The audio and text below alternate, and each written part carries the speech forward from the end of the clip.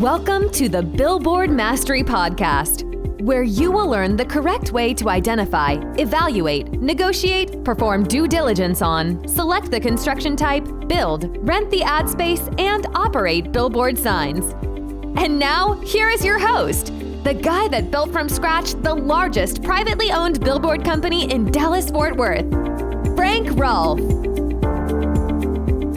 Risk versus reward, and a very, very important play between making money and losing money, and one that every billboard builder and buyer must be aware of. This is Frank Rolfe, the Billboard Mastery Podcast. We're going to talk about just that one item, risk versus reward. Now, what does that even mean? Why would we even waste time talking about that? Well, whenever you're looking at buying or building a billboard, you can't treat all of them the same.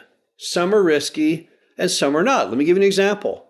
Let's assume you went out, you're outside of town, on the state highway, you found a farmer, he's got a piece of land, you cut a deal. You're going to rent that land from the farmer for 30 years on the initial term of the lease, and you're going to pay him just a percentage of whatever rent you bring in.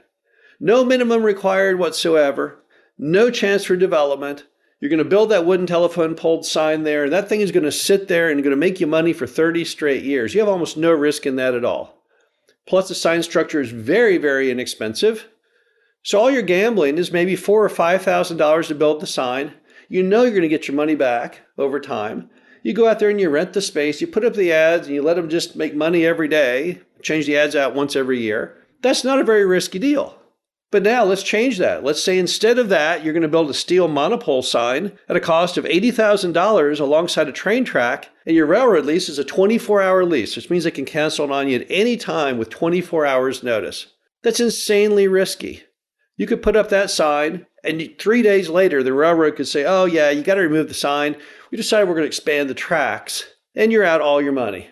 And that is why risk versus reward is so important in this industry.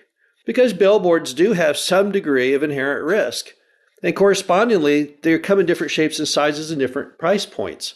So there has to be some consideration given for the risk of the capital that you're spending, whether you're building it from scratch or buying it. Now, one of the dumbest deals I ever did, the world record stupid, was one just like I described. I bought 2 billboards on a train track property out by the airport in Dallas. And I paid way too much for them. Back at that time, I paid $100,000 a piece, which is the most I'd ever paid for a billboard, buying it. And it had a 24-hour termination provision in the lease.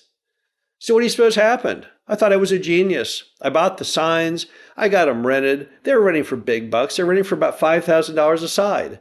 I looked like the smartest guy ever. For a few months anyway, until the railroad sent me a certified letter saying, yeah, we're taking advantage of that ability to cancel your lease and you come get them down. Man, was that a hit to my ego. I went from a genius to an idiot in no time flat because I had not properly looked at the amount of risk in that deal. I only looked towards the reward of it. How much money I could make with them occupied, how much money I would make if they just kept sitting there ginning money every day. But I never thought about the risk angle. Never thought about the fact that they could terminate me and all that money would go down the drain. So that's why when you're looking at buying or building a sign, you've got to look at both dynamics, the risk and the reward. And there's a guy named Sam Zell. He's not in the billboard business, but he is the largest owner of real estate in American history. Largest owner of apartments, largest owner of office buildings, and largest owner of mobile home parks ever. He's really old now. I think he's almost 90 years old. But he lives by the concept of risk versus reward. And he will tell anyone who will listen that here's how he looks at life. If a deal has low risk and high reward, you always do it. If a deal has high risk and low reward, you never do it. And the only ones you ever have to debate is high risk with high reward. And then you're trying to figure out, is it worth the risk? And what will happen to you? Now, what creates risk with billboards? Well, the ground lease itself, can it be terminated? Or can the visibility be blocked?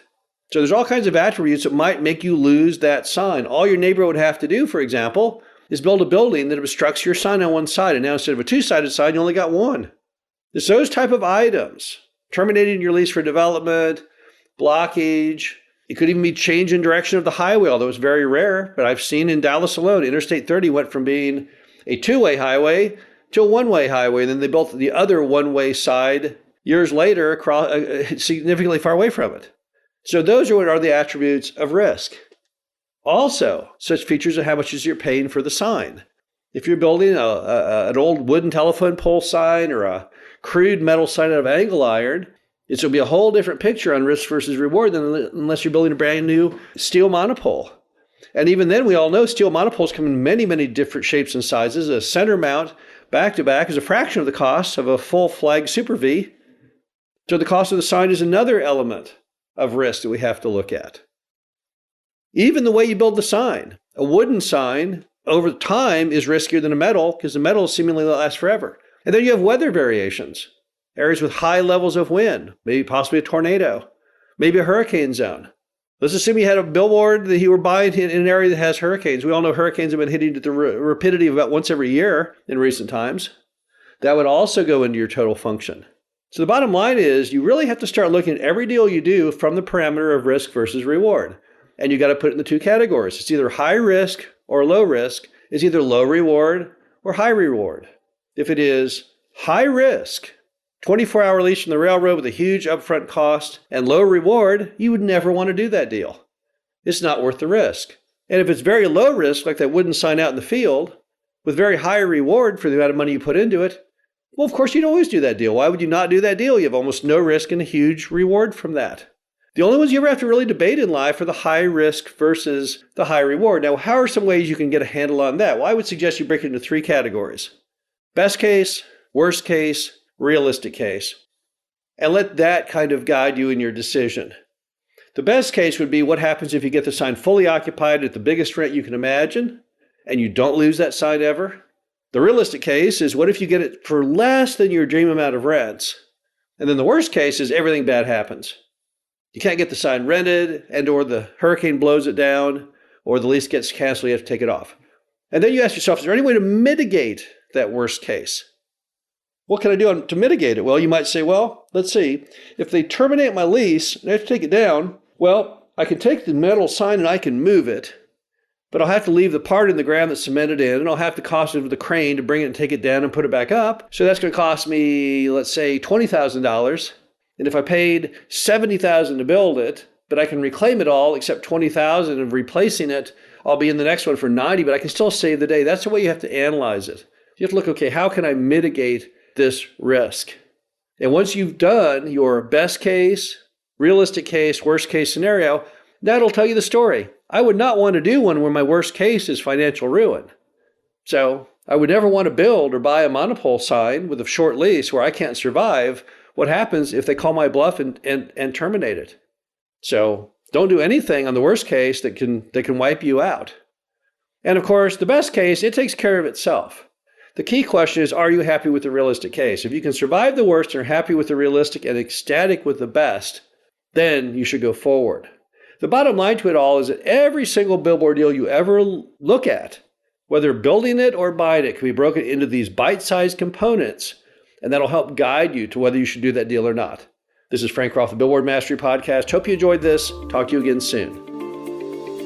Thank you for listening to the Billboard Mastery Podcast. Be sure to visit us at www.billboardmastery.com, where you can find past episodes of this show, plus an array of information to help you successfully build, buy, and operate billboard signs.